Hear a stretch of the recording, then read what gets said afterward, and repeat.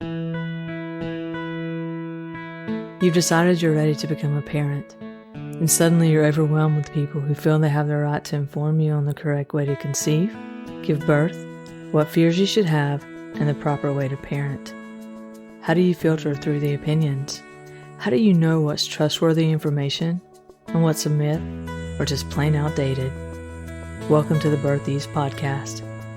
Join your host Michelle Smith and her guests as they cut through the noise and fear by sharing valuable tips, tools, and proven methods that help you connect with your own inner wisdom as you navigate the sacred journey that is pregnancy, birth, and parenthood in a more relaxed and confident manner.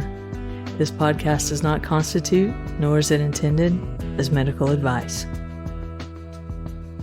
Hello, Birth Ease families. Welcome to this heartfelt space. I'm your host, Michelle Smith. This episode is the second part of a two-part interview with Dr. Donna Ivery. I am just so honored that she was willing to share so candidly about her experience and those factors and barriers and logistics that physicians do face and how that shapes the way that they can and do practice. Now retired, Dr. Donna Ivery is a native of Cocoa, Florida. A Johns Hopkins University-trained biomedical engineer, she started her career at AT&T Bell Laboratories in New Jersey. The call to medical practice came, and she moved to Atlanta to attend Emory University School of Medicine. She completed her medical and gynecological training at Emory in 1996 and is board certified in obstetrics and gynecology. She embarked on many years of travel practicing obstetrics and gynecology in Georgia, Hawaii, Oregon, and St. Croix, U.S. Virgin Islands, before returning to North Brevard, Florida in 2005, where she offered a full range of gynecological services. Dr. Ivery has delivered over 4,000 babies, performed over 2,000 surgeries, and provided over 50,000 women's health visits. Welcome, Dr. Ivery, to the Birth Ease podcast. I am so grateful that you are here with me today. Michelle, thank you so much. I am very, very excited about being here. This is a rare opportunity, and I can't thank you enough for having me on your show. Oh, you're very welcome. You're very welcome.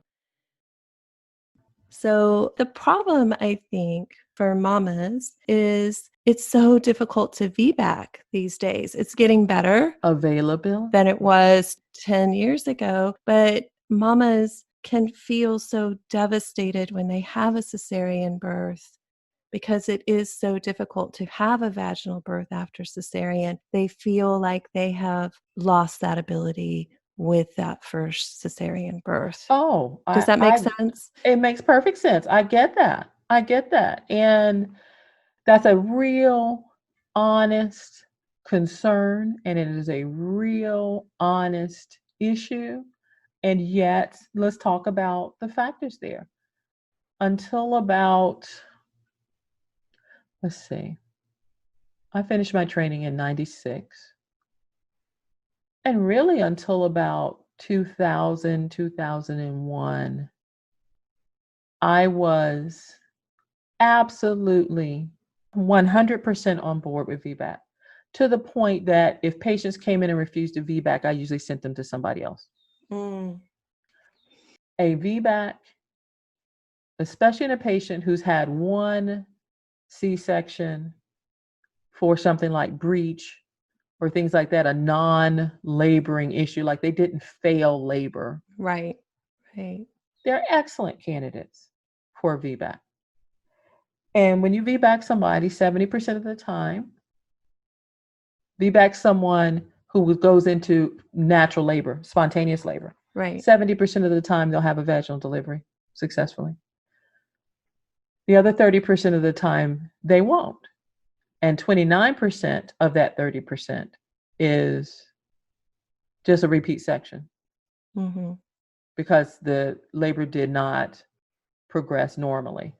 And that could be that could be it just is not moving forward. That could be decels. It could be all the different things that can happen. Right. In 1%, you'll have a uterine rupture, that the scar from the C-section ruptured. Right. Which turns really ugly really fast. Which is really ugly really fast. If that occurs in a setting where you cannot have a C-section performed and the baby delivered within, really, to be honest, within 15 to 20 minutes, 100% of those babies die, and 50% of the mothers will die. So 1% doesn't seem like a lot. If you talk about C-sections in a community where 30% of patients are getting C-sections, which is a very high rate. Right. In the US, the baseline rate for C-sections ought to be about 14% at the most. At the most. Right. And some of them are 40 or easy. more easily. Yeah. Easily. There are women who want elective C-sections. Yes. And so that number counts too. Right. And in the spirit of full transparency, I will acknowledge that my one child was an elective C-section. So in the spirit of full transparency, I started my pregnancy and the early half of my pregnancy very clear that I was going to labor at home as long as I could. And if I could manage to slip myself a little bit of misoprostol at 37 weeks, I was going to do that to just kind of hedge my bets. And I would labor at home and come in a blaze of maternal glory and deliver my baby naturally, and everything would be beautiful. That was my plan. That was my plan until 22 weeks, and I started having early contractions. And I'm like, what the hell? What? What am I thinking? And then all the fears came into being and into playing. And everything you've seen, when you're in this field, everything you see goes through your head. Let me tell you, I was 40 years old. I had been in the field for 12, 13 years already. I'd seen everything. And I was having the perfect pregnancy and scared every day. I mean, there was all kinds of things going on. And yet what ended up happening, what really solidified it, and this goes to what a lot of patients feel, my doctor had an emergency in her family overseas and had to go and wasn't going to be there for the delivery. Yeah. And so her partner was going to have to deliver me and come hell or high water. On a professional level, I love her partner to death. But to be my OBGYN, that was not going to happen. And I had to change practices. And I took the opportunity to use my superior knowledge of what can and cannot happen to convince my doc to do an elective C-section. And when he wouldn't do it at 38 weeks, I stopped talking to him until he delivered my baby.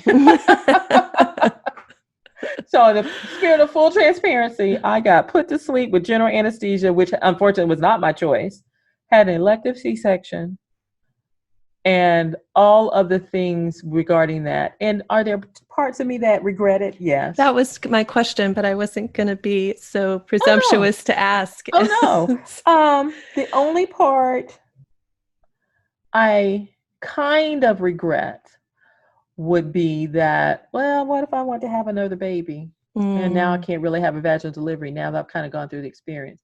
But I was 40. Who was I fooling? I wasn't having another baby. And so that's the only regret. I would say the regret that my patient should have was that I didn't think a C-section was that bad in terms of recovering and that kind of thing. It wasn't that painful. It wasn't so difficult to recover from. Granted, no, I had not had a vaginal delivery, so I did not have that experience. And I'm sure if I thought the C-section was that easy, that I would have just popped up and been running down the street 2 hours after vaginal delivery. I just did not think it was the end of the world. And so my ability to discern when pain is for attention versus true pain kind of changed. It doesn't mean that you don't get the opportunity to be out of pain, because I'm a fanatic about pain control. I'm a fanatic about pain control in my patients. But I'm also not one of those docs that's going to give you narcotics at 6 weeks of pregnancy because your back hurts. Mm-hmm. So I had almost no narcotic dependency in my patient population. And the ones that did came in there with it. Mm. And they either left the practice because I didn't sustain it, or we got them off of that. Mm. Wow. But that was full transparency about me having a C-section and whatnot.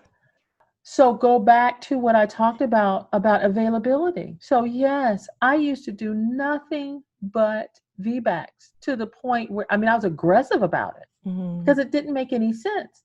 And then the liability folks came in, and unless you can have a VBAC as long as you're in an institution in which everybody required for an emergency C-section, everybody required to take care of that 1% with a uterine rupture has to be in the hospital available to labor and delivery immediately. That's the physician, that's whoever's assisting the physician, that is the scrub tech, that is the circulating nurse, that is the pediatrician, that is the nursery nurse, that is the anesthesiologist, that is the anesthesia tech. All of them have to be in-house throughout the entire extent of that labor until the baby is delivered. Because 50% of uterine ruptures happen in early labor. And so all those people have to be in-house. And if you don't have a situation where all those people are normally in-house, then you're not going to be allowed to VBAC. And I advocated for it once or twice, but then I thought, why am I, and this is, again, transparency, giving up 18 hours of my time for a patient to labor on a VBAC? And that I'm having to make sure that the anesthesiologist is doing that, that the OR team is doing that everybody is there at all times in case something happens.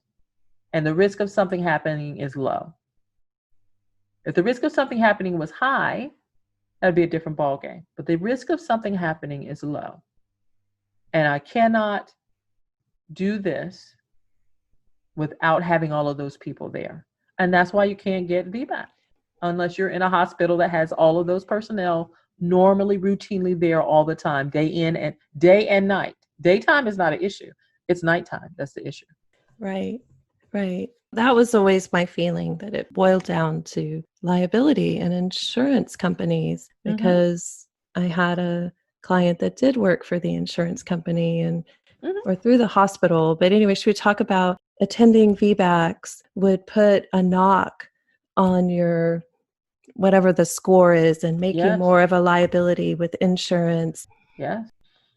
And that's a big deal. And that's a hospital issue. My malpractice rates weren't different because of supporting VBAC or not. It was about the hospital, because ultimately, I need to be there to be able to respond quickly.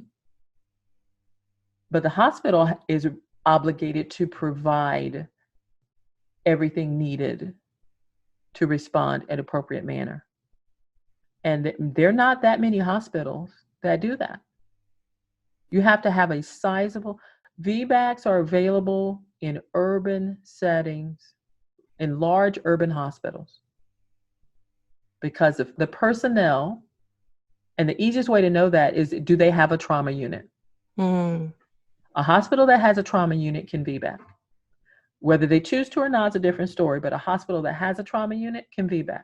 If you do not have a trauma unit, nobody's going to pay to have that kind of staffing for a labor and delivery, for a maternity unit. That's the bottom line. And that's why most people don't VBAC. Or we tell, and I've told my patients this, if you insist on VBACing, you got to labor at home. And I tell them all the time, now understand, half of the women who are going to have their uterus rupture in labor, it will happen before labor starts. So that happens at home potentially anyway. If they get to the hospital at 6 centimeters and 7 centimeters, especially if they've already had a vaginal delivery and then ended up with a C-section for some reason, I'm going to look like I'm going to the operating room, but I'm not going to be doing that very fast. And I'm certainly not going to be dragging a woman that's 9 centimeters and ruptured and pushing to the operating room to say I didn't VBAC. Right. You mean ruptured her amniotic sac. Yeah. Her bag of water. I'm sorry. Yeah. Right. She right. broke I her just water. wanted to clarify because I knew what you meant, but I thought the listeners may not sure know what you meant. Yeah. Okay. Right. If she's already broken her water and she's actively contracting and she's coming out of transition and she's 9 centimeters, please, I'm not going to be dragging that patient to the operating room. And it happens. Yes, it does. Yes, it does. It does happen. But I was willing to assume the risk at that point. But if you came in at 2 or 3, ruptured, I'm not going to sit on that, and I'm not going to discharge you. And I don't hold it against you if you sign out against medical advice. But the insurance companies have started, not the malpractice insurance, the medical insurance companies and third-party payers will now not reimburse for care if you sign out against medical advice. And so that used to be a way out of an impasse for everybody. But that's not really even a reasonable way to dodge responsibility, to be honest, for going home and laboring some more so you don't have to have a C-section, because then you're going to get a gigantic bill from the hospital. And that's not part of the bargain either. Right. To make your family medically bankrupt. So there are so many factors that go into play. Even looking at electronic records. If you're not admitted into the system nowadays, we can't get all the medications needed in a dire emergency sometimes. Because it has to go through the electronic system. Everything is connected electronically. You'd be floored at how many delays occur because of having to go through the electronic portion. You can't get this done until the H&P is in the system. The H&P can't get in the system until the patient is registered in the system. The patient can't be registered in the system till all of the intake questions are answered. I mean, just sometimes logistics get in the way. And sometimes when your doc is running around screaming and hollering, it's because they're helpless to do better because the system, something else has happened. Maybe there's not enough staffing and you're trying to figure out who's going to get pulled away from something else so that the labor and delivery nurse can attend to the emergency while somebody else attends to the non-emergency. I mean, it's so many different factors. Yeah, as you're talking, it sounds like there's just so much minutia. Yes. And so institutionalizing a natural occurrence is not going to be perfect. There are pros and cons to everything. How do we get to the point where we can figure out what the ideal solution is to not have dead mamas and not have dead babies? And to do that without abusing women. Yeah, I was going to say, and have autonomy. Yeah, exactly. Yes. Exactly. But with autonomy comes responsibility. Exactly. Because that one patient I talked to you about with regard to the car accident and her baby dying, that was her first baby. Very close extended family. She was the youngest girl. She was the last one to have a baby, so she couldn't wait to be a mother. And the aftermath, she came to my office. She and the family accused me of not caring because I didn't come in the room and cry with them. And I said, well, on one level, that offends me because it doesn't mean I didn't cry, but that's not how I do things. It doesn't mean I didn't cry. And it doesn't mean that I didn't provide you with true support and sympathy and whatnot. I leave to allow you all the opportunity to grieve in private, because I don't assume that I'm part of your family. And that's not negative. That doesn't mean I don't want to be to some extent that way, but that's not how I present myself. That's not what our relationship is. So I don't think that's fair. But you all are in the midst of grief, and I get that. And that's not going to be a long-term insult, but I just understand that I don't think that's fair, because I cry, and I've cried for this baby. And then the patient came in about a week later with this arm pain. I was like, oh, that's the last thing we need is now she's had an injury that we never noticed because of everything going on. And I examined her and everything seemed good. And she came back the next day, or like the day after, same pain. I sent her for an x-ray, and she came back 3 or 4 days later, and the pain was worse. And the way she was holding her arm, it dawned on me. And I looked at her. I said, that's the arm you would have been holding your baby with. And you need to understand, it's okay. You'll get through this. Because the guilt of having made the decision to not have intervention because they believe that things should play out the way they were going to naturally play out. And that doesn't make them stupid, and it doesn't make them at fault, but they have to live with the responsibility of having made the ultimate decision and having the ultimate bad outcome. So that's part of where autonomy comes in as well. Right. And having true understanding of the risks and the benefits, true informed consent is huge. And it sounds like you really took the time to talk to your patients about pros and cons and things like that. But with this mama and working with grieving families, there's probably an exception here and there. Yeah. But even if a mama did everything right, absolutely, whatever right is, yes, she still blames herself. Absolutely. When patients have a miscarriage at 6 weeks, they blame themselves. They go through every action and omission with a fine-tooth comb 20 times. Because there has to be an explanation for why this happened. And the reality is, no, there doesn't. I can't promise you that there'll be a reason every time. Right. But I will say, it's one thing that you talked about with informed consent. I liken a lot of that to getting married or becoming a parent for the first time.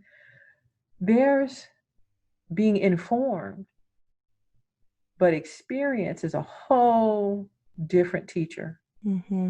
And the level of being informed that happens when you've had the experience of things makes a big difference. And so there's only so much informing and understanding a person can have if they've never been around enough volume of labor and delivery to have seen the experiences of what can go wrong. Yeah. And I get that. And may you never have that experience, because we don't necessarily want people to have that experience anymore. But 50 years ago, everybody understood that pregnancy was a crapshoot. Right.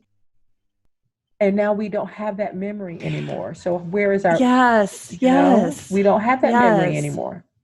Yeah. Because we don't have that experience anymore. And I want us to have the benefit of the past experiences without having to live them for us to make good and great decisions about how we do the best we can do for mamas and babies to have the best outcomes in the most positive manner. Yeah. Well, and in that, as we're talking informed consent, part of it is just how a woman is spoken to. I had an instance once The mama was in labor. She got to 3 centimeters, and the other physician was like you and having a conversation and explaining. And we even took a break and let the mama take a shower and eat. And then they, after a meso or something, it's been a long time, I don't remember. And then we'll restart. We'll just Yeah. give your body. We were giving her a break from, not we, like I Yes. did it, but giving the physician did and the midwife did, but giving her body a break from the Pitocin and then restart it, right? And sometimes that'll work. Yes. Uterus gets saturated, right? The receptors get saturated. So anyway, the long and the short of it, she's 3 centimeters. The new physician comes on. He checks her. I don't even think he's like, I'm going to check you now, instead of, I'd like to check you now. Is that okay? Like, having a conversation, because it is her body, right? The man doesn't even have his fingers out of her vagina. And he is saying, we're done. We're going for a C-section. And that's what I mean by lack of informed consent. Oh, absolutely. And what you're calling, I believe, abuse, right? Like, that's just so. And this mama has anxiety anyway. Like, can't you just take your fingers out and then gently cover her up and then say, I know this isn't what you want to hear, and we need to have a conversation, and then have a conversation about it, but not stand there. It still upsets me. I don't even know how long ago it was. I hear you. There's no defense for crass behavior. There's no defense for crass behavior, because that's what that is. And that's that human being's behavior pattern. And when we talk about, and we talked about maternal mortality issues and increased rates of maternal mortality in African American women, how people treat you from the start can have a huge impact. Yes. Can have a huge impact. Yes. And if if they come in the door mad because they don't want to be there, they're sleepy, they had to cover somebody else's shift, they had a fight with their spouse before they got there, and then they are an ass anyway, then that will have impact on the kind of care that you get. And that occurs on the physician level, that occurs on the nursing level, that occurs on every level of human interaction. Yeah. And we can't throw the baby out with the bathwater, right, when it comes to some of that, because the new generation of physicians are mostly women now, especially when you talk about OBGYN and pediatrics and primary care specialties, even though you're seeing a good percentage of women in surgical and other specialties as well. That improves the likelihood of better treatment, because many of us are in the same boat.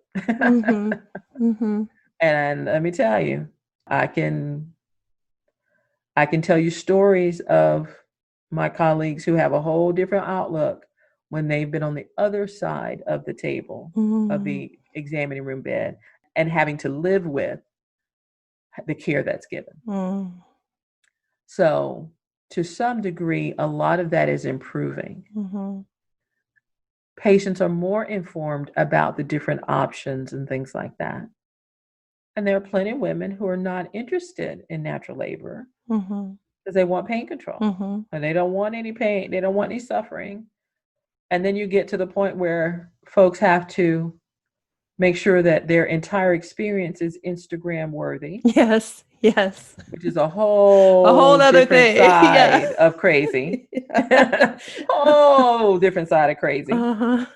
Because there are these couture delivery room decorating kits out on the market so that your Instagram would look fantastic. Oh, I haven't seen those. Oh my gosh. If you only knew. Oh my God. So I can believe it sometimes, though. I can oh believe my it. God. So sometimes the physician may have just come out of the room with the Instagram influencer mom and her entourage and may not be able. And granted, this guy that you're talking about was a jerk, or this person that you were talking about is a jerk. But there's so many factors because the reality is that that physician is taking care of everybody on that floor, most likely. Mm-hmm. And there can be any level of drama and craziness and whatnot. You've got to turn some things on and turn some things off and readjust some things to go from room to room to room to room to room. Yeah. Yeah. Like my last hospitalist job, part of why I stopped doing OB when I did was because I was in a hospital where the number of opioid addicted pregnant patients was simply mind blowing. Mm. That I was overseeing giving methadone every time I was on a shift. And that just was too much for me. Mm. That just exceeded what I was willing to do. Mm. And there's so many factors related to that because that's a physician issue in terms of having a community with that many narcotic addicted pregnant women. And let me tell you, these are not women coming in using heroin off the street. Mm-hmm. These are women that were addicted to prescription medicines and they were getting them from their doctor's offices. Wow. And a lot of them just didn't like the methadone clinic. And so they would come in on the weekends because they didn't want to be seen at the methadone clinic. Mm. And so it just really highlighted there are a lot of things going on. Wow. In our society and in healthcare, and they do have impact on labor and delivery. That the majority of women will not have negative outcomes with natural birth. We have to figure out how, as soon as we know who is going to have to need intervention and who we don't know is needing intervention, as soon as we know that, as soon as we can predict that, it's a whole different ballgame. Because I assure you, when I was a hospitalist, I would love to have known that every shift I could figure out ahead of time who was going to need my intervention and who wasn't. Mm-hmm. But that's just not the nature of what we can do right now. Yeah. It's not the nature of birth, really. Like It's so, it's a normal, natural process that the majority of the time can go really well, but it can change really quickly. Oh, yeah. And it's being prepared for that. Like, I think in my experience, some of the most compassionate and caring caregivers really listen to what the patient is expressing that they want in their labor, do the best to help them get it within those parameters. And they know how to sit on their hands or flip through the magazine, right? And leave it alone unless they need to step in. And I think that's across the board, whether it's a midwife, a physician, a home birth midwife, all of that. It's having that balance. And I was really sitting with, when you were talking about, I forget the exact word you used, but how far do you let it go before you need to step in? And everything that you explained provides so much clarity on why sometimes you need to intervene sooner, and then other times you can let it go a little longer to see how baby's doing, how mom is doing. Absolutely, because it's all about, at the end of the day, when babies are dying in labor, it's because of lack of oxygen. They didn't get crushed. Their hearts didn't just stop for no reason. It's lack of oxygen. Lack of oxygen. And a baby is dependent on the flow of oxygen from the mother's blood through the placenta into the umbilical cord into their bodies until they are out and can take a breath. Till they are out and can take a breath. That's what's key. And so by definition, labor puts the baby in the position where they're intermittently losing access to that blood flow. So every contraction, when the uterus contracts, blood flow stops. And then as the uterus relaxes, the blood flow resumes. When blood flow to the uterus stops, the baby gets no oxygen. I heard it's like holding your breath and going underwater. Absolutely. Absolutely. So dip your head underwater for a minute and a half and then pop back up. Most of us can do that. And I say a minute and a half. Your average contraction is only going to last about 45 seconds to 60 seconds, and then you get a 2-minute break. Mm-hmm. That's good, appropriate, average labor. So dip your head underwater for 45 seconds and pop back up. You can do that for a long time and not have any problems. Because as long as you can dip your head down and pop back up, and as soon as you pop back up, you get air again, then you're fine. And then eventually, yes, you need to get enough sugar and hydration to stay alive. But you can go jump in the pool, or you can stand at the kitchen sink, pop your head down for 45 seconds, pop it back up for 2 minutes. You can do that for a long time. And so can a baby. So can a healthy baby. Now, start making that, instead of 45 seconds, make it a minute and a half. Mm-hmm. But they still are coming every 3 minutes. So instead of having 2 full minutes to recover, now you only have about, a minute to recover. Mm-hmm. Maybe a minute and a half to recover. You can't sustain that as long. And so if you have these big prolonged contractions, Mm-hmm. that is worrisome. Mm-hmm. So the amount of time a single contraction lasts is worrisome. Let's say you're having normal contractions. So you dip your head in and you stay underwater for 30 to 45 seconds, but instead of them coming every 3 minutes, they're actually coming every minute and a half. Yeah. So that you pop your head back up, but you only have 20 seconds to catch your breath before you have to put your head back down. You can't sustain that for very long. Mm-hmm. So when normal contractions are coming too close together, that is of a concern. So when we look at a fetal monitor and we see a baby's heart rate go down after the contraction, that's telling us that it didn't pop its head back up and get a big gulp of air for whatever Mm-hmm. reason, or Mm-hmm. its ability to recover between contractions is now compromised. Right. But when you see a baby's heart rate go down to 60, Mm-hmm. drop off to a low sound like a horror movie. Yeah. And Yeah. I know that sound. Yes. Yeah. Bump, bump, bump, bump. Mm-hmm. That's an indication when a baby's heart rate goes down, they have already been deprived of oxygen for some reason.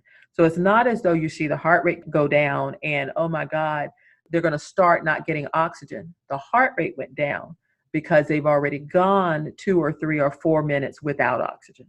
Mm. And you only have, at that point, maybe another 10 minutes before brain cells get killed. And if enough brain cells die, then you're going to see that as brain damage, or the baby's going to eventually die. Mm-hmm. And that's the real bottom line. And as an old OBGYN will always be able to tell you, I got 1,000 stories. One of which was a patient who had 4 vaginal deliveries, no problem.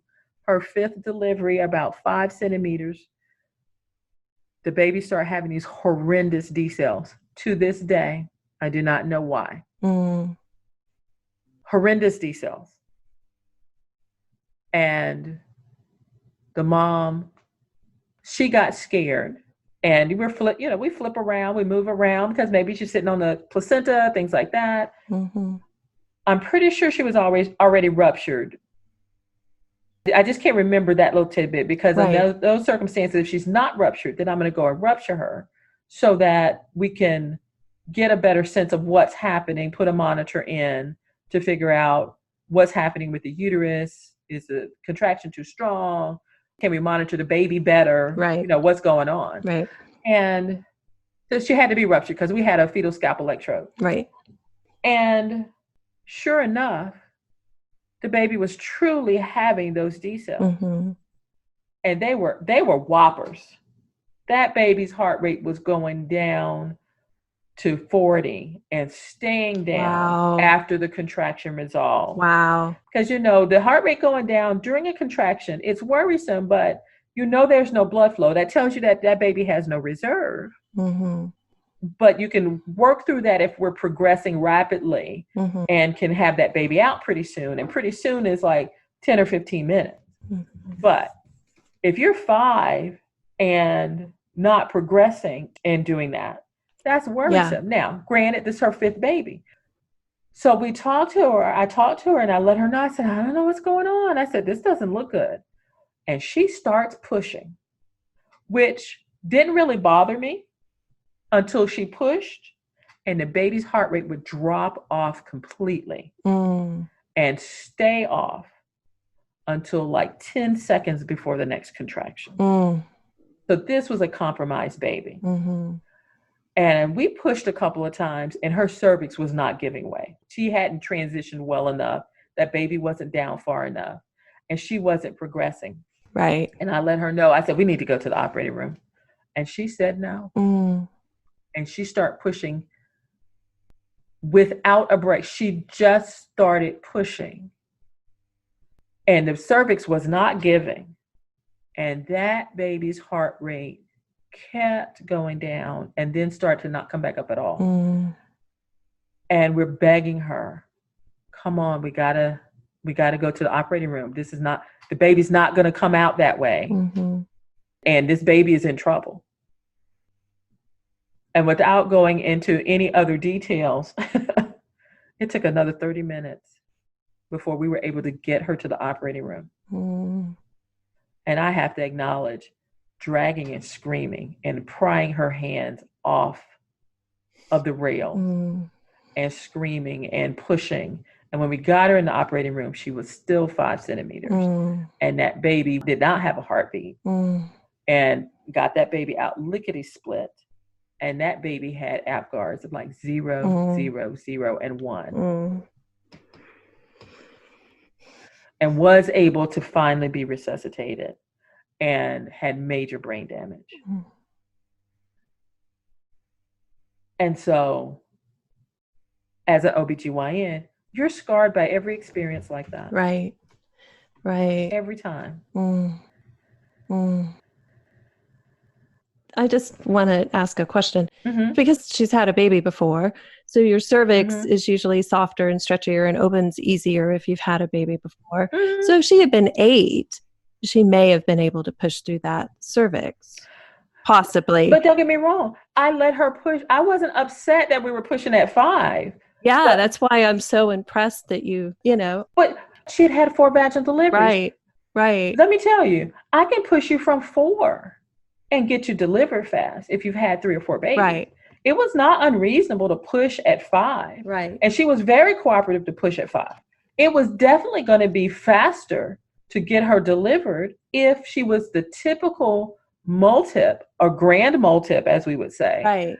And if I get in there and stretch your cervix while you're pushing, right, it's just going to fall away. Right. But it didn't do that. Right. It doesn't happen all the time. It didn't do that. Right. It wasn't as though you see these deep D cells and the first thing I did was start pulling her stretcher to the operating room. Right. If I don't have any better skill set than, oh, this isn't normal, I'm going to cut you, then you didn't need to go be an OB anyway. Right. There's a lot between things not being normal and needing to go to an emergency C-section right now, and I'm not going to talk to you about it. Right. And so to the degree to which physicians do not have or use the full extent of their training is a lot of what's happening. Right. In terms of people not understanding, or in terms of women not getting the benefit of the doubt, but certainly the lack of communication about what's making me come to this conclusion right now in this situation is 3/4 of the battle. Mm-hmm. In that situation, she's having these unexpected, all of a sudden, probably some partial abruption, but there's no other evidence of that. Right. And my first thought was to check her and get a scalp electrode on, and she's 5, we get a scalp electrode on. Right. The baby's heart rate difficulties are real. Right. I'm sitting right there. And that's where a scalp electrode can be helpful, because sometimes mamas are like, oh my gosh, I don't want that. I don't want that. And I'll try to explain to them that sometimes that can prevent a cesarean, because we can know exactly what that baby's heart rate is doing. And you don't have to worry about the monitor not picking up the heart rate well. So for those of you that are listening, sometimes it is a really, really valuable tool. Absolutely. That's a huge tool. Mm-hmm. Because it reassures me that I'm not making decisions on false information. Right. Because there are plenty of times, especially when you don't have a patient with an epidural and things like that, you're in labor, you're moving around, if you're bucking in the bed, you may be walking around. You can't keep the baby's heart rate on consistently, and we don't have to. But if the baby's not looking good, then I need to be assured that I can accurately follow what's happening with that baby. And this lady didn't have an epidural or anything like that. And I didn't have any problem. See, I don't have a problem with patients not having an epidural. But it does make monitoring more difficult if there's a problem and you're naturally moving around and doing what you need to do to tolerate and get through your next set of contractions. And so there are times where that scalp electrode means everything, because I'm getting reliable information that the external monitor may or may not be able to provide me. And the harm to the baby is almost zero. Mm-hmm. You just don't get, now, if I put a scalp electrode in the middle of the baby's forehead, well, come on now. I need to know where I'm putting the darn scalp electrode. Right. But in general, where you're putting the scalp electrode, nobody's going to notice that 2 days later. Right. It's a little scratch on their head. Yeah. It's just a little scratch on the head. And babies, newborns heal rapidly and usually without scarring across the board. So that's one of the things that the negatives of scalp electrodes are so infinitesimal that I don't bring that into play when I need to use one. When I need to use one, not for convenience sake. Right. Because when I started my career, like I said, almost every baby had a scalp electrode. Almost every baby, they used a vacuum. Like it was. Oh yeah, we used to put the intrauterine monitors in. Please, in my training program, we did that stuff routinely, and I get it. And it didn't take long for me to understand that's not how we need to do things on a routine basis. But it doesn't mean that you don't use the tools available to you to have the best outcomes possible.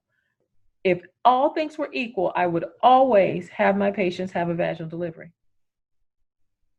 If I could intervene in a way to make sure someone had a vaginal delivery over a C-section with no differences in outcome, then I would do that. I always elected to do that because childbirth is natural. We don't want to substitute a natural concern with a technological procedure. Right. We want to take the abnormal out of the realm of injury and death. That's it. That's ultimately what we're there to do. And so with that particular patient, I'm checking her, putting the scalp electrode on. I'm sitting right there, and I know her in the sense of I know she's already had 4 vaginal deliveries without any difficulty. Right. And so immediately I tell her, I want you to push. Let's see if we can go ahead and push this baby out and not have to worry about this. Yeah. And she knew how to push. And she was pushing, and the pushing was effective.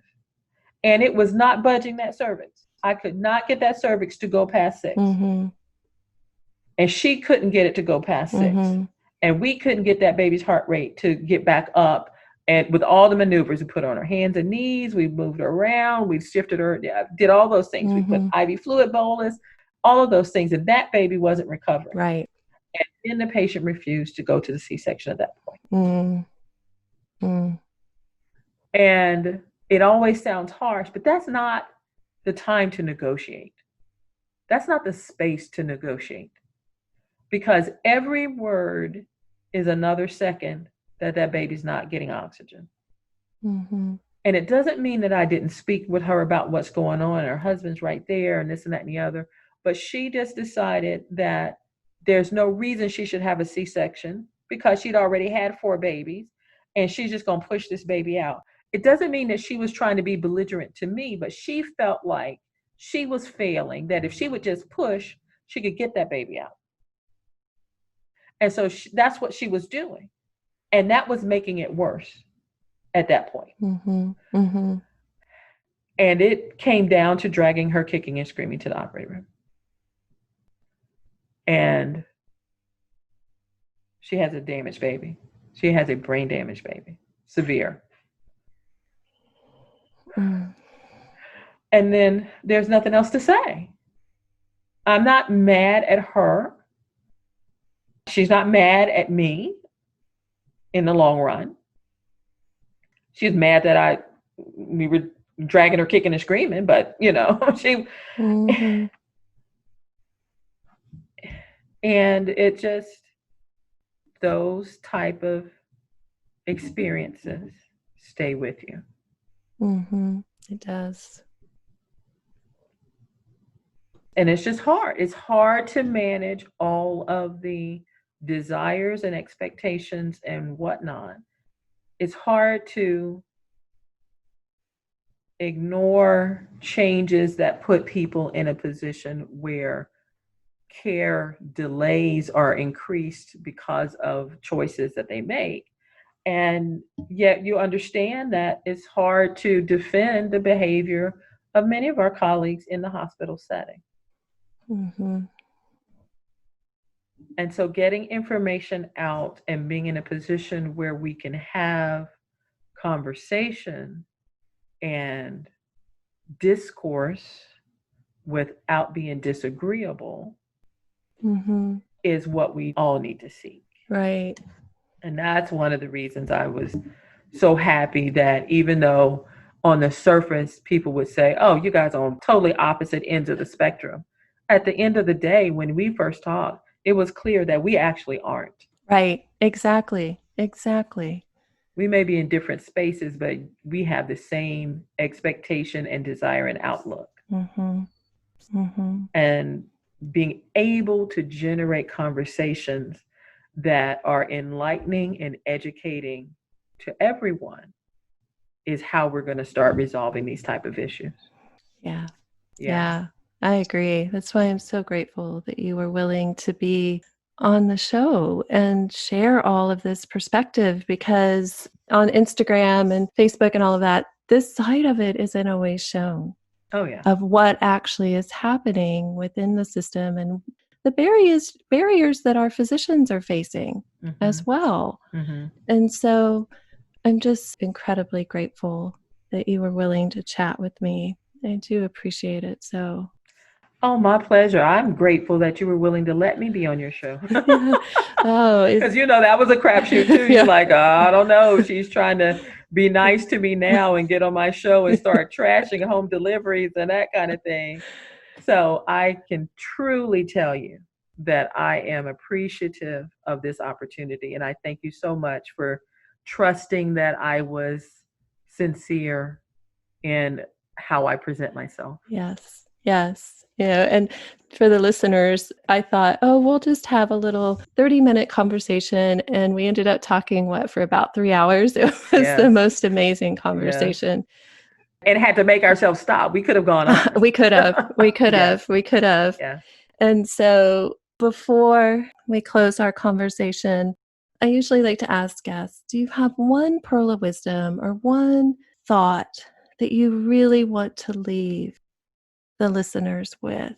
One little bit of advice.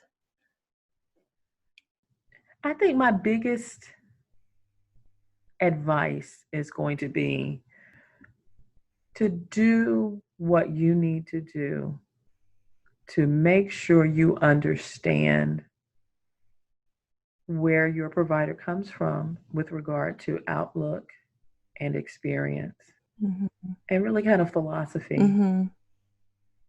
in terms of how they approach labor and delivery. And then are you dealing with someone who can then also incorporate what your desires for your experience to be in what happens? Because that's everything. I don't want anybody to be in a position where they had no idea that the person that they intended to deal with actually thinks like this as opposed to that. Right. I think that's the hardest part. Yeah. Yeah. And it happens sometimes. Oh, it happens. It happens. And that's how I learned to have discussions at the beginning of the pregnancy with patients. Because I had experiences where, like the one woman that came in who had been in labor for 3 days, had no idea she was mirroring her prenatal experience with a home midwife so she could deliver at home. I had no idea. And I definitely felt betrayed. And so there's that trust issue. Yes, my midwife friend would talk about that the trust goes both ways. Yes. Yes. So it's almost like you're my husband and you're having an affair. Yeah. Yeah. And the first thing I found out about it was her rolling through the door emergently in the midst of the worst call day I was having in a long time. So discovering the affair happened at the worst possible time as well. And so I always reflected back on that I never opened the door to have a discussion about what to expect and what they wanted at the beginning of the pregnancy. And that's how I learned to make sure that door is opened at the beginning, when there's plenty of time for everybody to make a change so that everyone in the end is happy. When I talk about my philosophy of labor and delivery and that I insist on an IV and explain why, and you're 12 or 14 weeks pregnant and you know you don't want any parts of that, that's the time to change providers. And understand, I'm just as happy for you to change providers as you would be to change providers to someone you're more comfortable with, because I don't want to be in conflict. I need you to trust me. And I tell patients all the time, I need you to trust. You're putting your trust in me. I mean, I'm an OBGYN. I operate. I put people's lives in my hands all the time. When they sign that form and go to sleep, their lives are in my hand. And I take that very seriously. And it's very important that they are comfortable feeling that I'm somebody they can trust to do that. And we don't do enough of that at the beginning of pregnancy to make sure that we're not in a bad situation at the end of it. I agree. And so trust and communication and being connected. I think those are the three things that I want everyone to pursue at the beginning. I say the beginning of the pregnancy, at the end of the first trimester, when all the nausea is gone away, when the fatigue, people always talk about nausea, but that fatigue will wear everybody out. When you hit that 12 to 14 week mark and it's time to talk about testing, it's time to talk about the future of the pregnancy, because first trimester losses are not on the table anymore. That's when you start being clear about what you want to happen, how you want to communicate, that you are with the provider that you're happy with, and what the expectations are. That's when you start that. We don't start that at 30 weeks and 32 weeks and whatnot, because changing providers then is a whole different ballgame. Right. And now it's hard, at least here in Central Florida, to find someone that'll let you Absolutely. or take you on as a patient after 28 weeks or Absolutely. 24 weeks. Yeah. Because again, and that's a liability issue. That's purely a liability issue at that point. And so making sure you're someplace where you have a provider that you feel comfortable knowing they are in it for your best interests and not to prove a point. And not just to make a buck. Yeah. And that's, you trust your gut when you're having those kind of conversations or attempting to open the door to those kind of conversations. And that's where I think it starts. Yeah. Yeah. Yeah. I agree. Mm-hmm. Thank you. Thank you. Welcome. So, do you have any projects you want to share with the listeners that you're working on? Oh, my ADD self has about 12 projects. My initial project that I'm actually getting the branding and the logos and everything done by tomorrow is a podcast and, believe it or not, TV show on the Roku network Oh, that's going to talk about progress, politics, and public health. wow. Wow. And we're going to feature interviews, and then we're going to have segments where we talk about issues and we talk about civics, and we really just try to push and promote dialogue and progress in America, because our country is falling apart. Mm-hmm. It is descending into chaos more and more every day, and it's for all the wrong reasons. And if we don't start getting to a point of knowing how to address each other as human beings and come together as a collective, then we're going to lose this country. Yeah. And so that's that side. Wow. That's exciting. It is exciting. It is exciting. And then the other side is going to be honest, me being a podcast guest on as many women's issues formats, so that the number one product I'm going to have is a course on menopause. That was how I ended my career, with a strong practice in menopause and managing menopause. And I love hormones, and I don't require anybody to be on hormones. I love herbals, and I don't require anybody to be on herbals. I love non-intervention, and I don't require anybody to do nothing. Right. I meet patients where they're at. That's the key right there. Yes. And we've had wonderful response. So putting myself in a position where I can have those things available and make that information readily available is where I'm starting. And then when that gets off the ground, I'm going to start tackling the notion of maternal mortality. Wow. And what we need to do. And that would be online courses, that will be webinars, workshops, and when it's safe, we'll do events. Wow. So those are the two main things that I'm working on. Wow. Wow. And I'm excited about it. Yeah, I'm thinking, sign me up. Sign me up. Oh, without a doubt, you're signed up. You know you're already signed up, Michelle. I can't wait for us to work together on some of that. Yeah, me too. Me too. I'm so excited. Yes. So if someone wanted to reach out to you, how could they do that?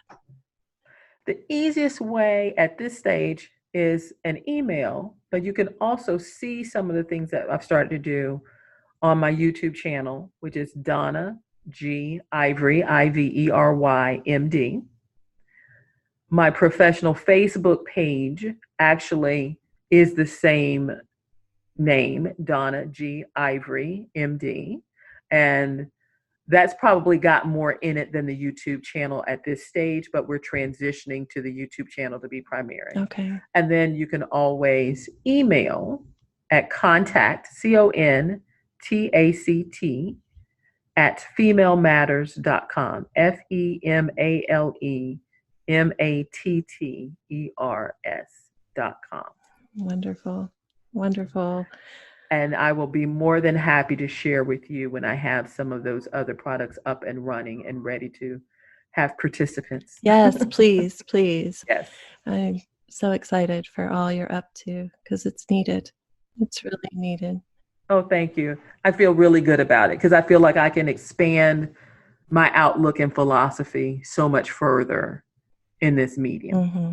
Yeah. And the more the expectation is of a certain behavior on the part of OBGYNs, then the more they're going to comply with that. And so I can also push the notion that my colleagues should present themselves like this to open the lines of communication. That this is how we smooth over the rough parts of understanding when to intervene, especially when we have patients that we don't have a prior history with. This is how we approach that in a way that honors what's happening. And at the same time, we get the same great outcomes that we want, and we have happy customers. Yeah. And that makes all the difference in the world. Yep. Yes. Exactly. So we're headed in the right direction. Yes. I'm so excited. I'm excited too. So again, thank you so much for this time. We've had this will be a 2-part interview. So, right? Yes. So thank you.